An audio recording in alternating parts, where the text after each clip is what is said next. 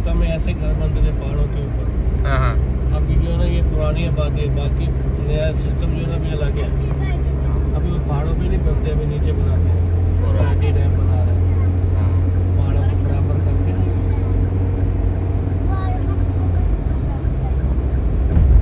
तो मक्का में सब पहाड़ है, पहाड़ों की वादी है।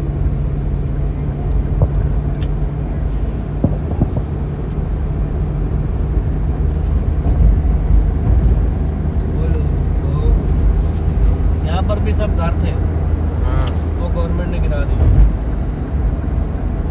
ये देख रहे हैं, ये सारे आपको कुछ निशानात नजर आ रहे होंगे। हाँ, यहाँ पर भी सब घर थे। हाँ, घर थे। ये सारा गवर्नमेंट ने तोड़ दिया।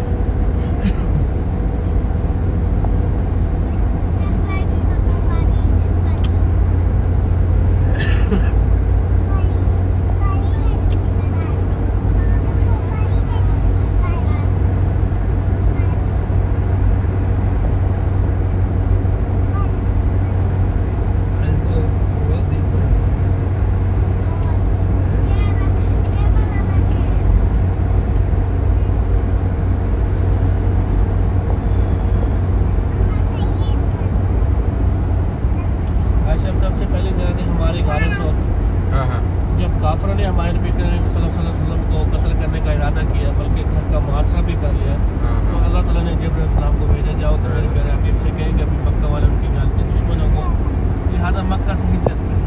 ये हिजरत का पहला मकाम है। ये अपोजिट रास्ता है, मदीना शरीफ हमारे इस तरफ है, लेकिन ये गार जो है ना इस तरफ है। फिर जब हमारे सिर्फ घर से निकले साथ होते तब मक्का से देख रहे थे, एक साथ लिया और इस पहाड़ी का ये सामने नजर आ रहा है, इस पहाड़ी का आधा सफ़र किया, तो आधा सफ़र हमारे नबी सल्लल्लाहु अलैहि वसल्लम ने जो है ना आधा तब मक्का से गार तक। जब गार के बाहर पहुँच गया तो हज़रत अबू बकर सिद्दीक़ तो कहते हैं कि आप ठहरे थोड़ा, हमारे वसल्लम कहते हैं कि आप ठहरे, मैं अंदर जाकर देखता हूँ कोई ऐसी चीज़ हो जहाँ मुझे हमें नुकसान पहुँचे। तो हज़रत अबू बकर सिद्दीक़ जब अंदर दाखिल हुए तो उन्होंने देखा कि मट्टी वगैरह खस्तान थी, उसका जो सुराख थे गार के अंदर, और उनके बाद जो चादर कुर्ता या मामा जो चीज़ थी उन्होंने उसकी सफाई की गार की, और वो जो सुराख थे वो कपड़े कुर्ते के साथ जो है तक एक सुराख बाकी रह गई, जहाँ पर अपनी एड़ी मुबारक वहाँ पर उन्होंने रखी।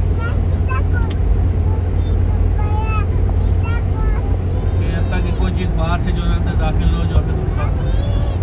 तो हमारे नबी सल्लल्लाहु अलैहि वसल्लम ने कहा कि आप आए और आराम फरमाए, और जब हमारे सल्लम अंदर आए आराम करने लगे तो बाहर अल्लाह ताला ने गार के मुँह के बाहर बकरी को कभी उसने जाला बनाया, कबूतरी को कभी उसने अंडे दिए। ये जो कबूतर आपको नजर आते हैं ये सब उसी नस्ल के हैं जो कबूतरी ने वहाँ पर अंडे दिए थे। तो उसके बाद जब मसला आराम फरमाने लगे तो उसके बाद एक सांप था जो कई सौ साल पहले यहाँ पर हमारे वसल्लम की ज़रूरत के लिए इंतज़ार में था।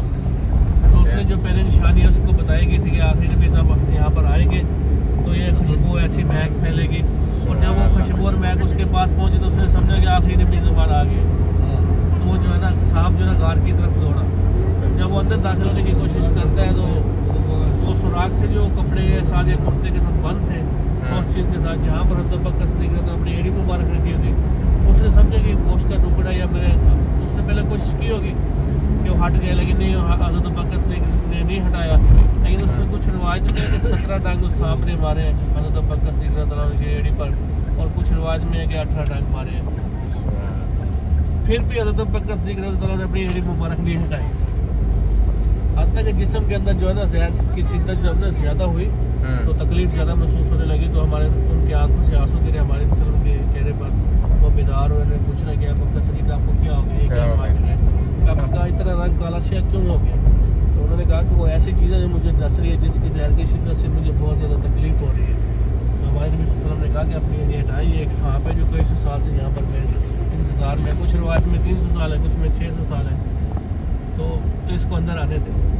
जब हज़रत बकर सिद्दीक़ ने एड़ी हटाई और सांप अंदर आया, उसने ज़ियारत की, और ज़ियारत करने के बाद वो सांप जो है ना चला गया। जहाँ पर सांप ने डसा वहाँ पर हमारे नबी ने अपने लाम लगाए, अल्लाह ताला ने शिफा दी। 3 रात और 3 दिन क़याम किया, फिर उसके बाद आगे मदीना शरीफ की तरफ सफ़र किया।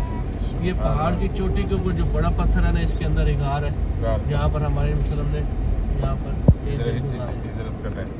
हिजरत के बाद ये हिजरत का पहला मकाम है, गारे सोर।